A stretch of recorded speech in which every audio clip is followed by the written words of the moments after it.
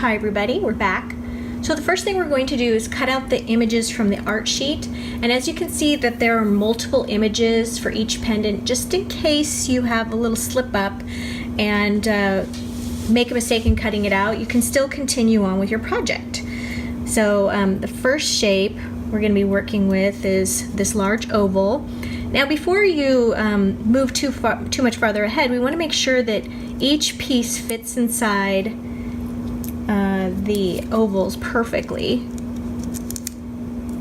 Okay, that works.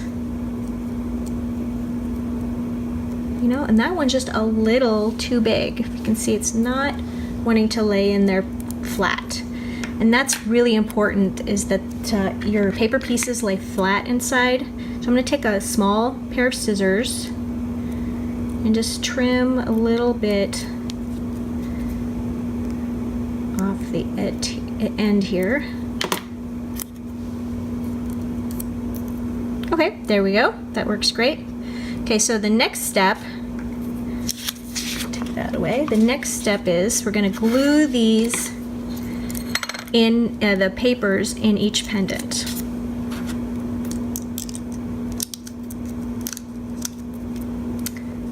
And I like to just use regular tacky glue. Well, I should mention, you'll notice there's some like sticky tape on the inside and on the backs of the pendants, and that's just from when they were layered together to be mounted inside the packaging. The one on the inside, that's not going to bother us, but the one on the back is kind of sticky, so you could just use a cotton swab and some nail polish remover and that'll come right off. Alright, so I'm going to use my tacky glue. I'm going to put a little bit on the back of the pieces, and I want to make sure that that's evenly coated with a really thin layer, especially around those edges, because you don't want these pieces lifting up when we are working on our last step.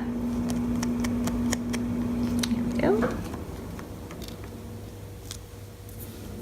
Okay, and you'll notice I'm taking my finger and my not sticky finger, and I'm just making sure that that paper connects with the pendant and everything is flat and there's no air bubbles.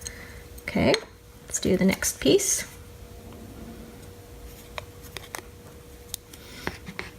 The great thing about these pendants is they have loops at the top and the bottom, so you really can't glue anything upside down, which is nice.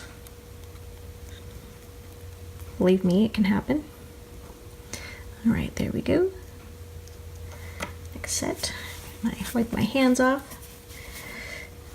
Okay, and now you're just going to do that same thing. You're running your finger, oh, crash, along the edge and across the surface, just to make sure everything is connected.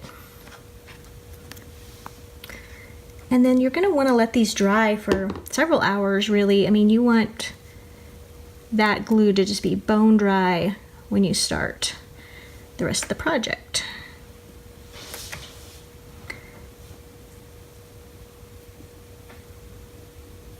And there we go. Okay, so those are all glued in place. Now the large oval does have an extra layer. And in mixed media, we do love our layering. So this has a little stamp.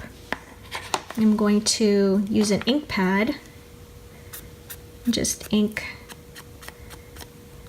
the edges. Got a little bit on the surface, that's okay. Then glue on that.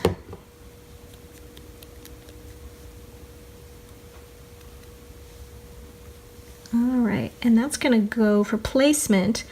I'm looking at the original here. And that's just going to go over this butterfly that's near the top. And I like to put that at an angle. Okay, there we go. So I'm going to let those dry. Now let's look at the other pieces and see what layering they have. Here's the large circle, and it doesn't have any, it just has the one circle paper piece inside. And then the double pendant, it has the tan circle with the text on it, and then the heart as well, and I've inked the edges of the heart. Okay, and this large rectangle has the red rectangle, paper rectangle, and then the pink heart. Okay. This particular rectangle has the tan brown text rectangle in first, and then the rectangle with trees, I inked the top and bottom edge and glued that over that.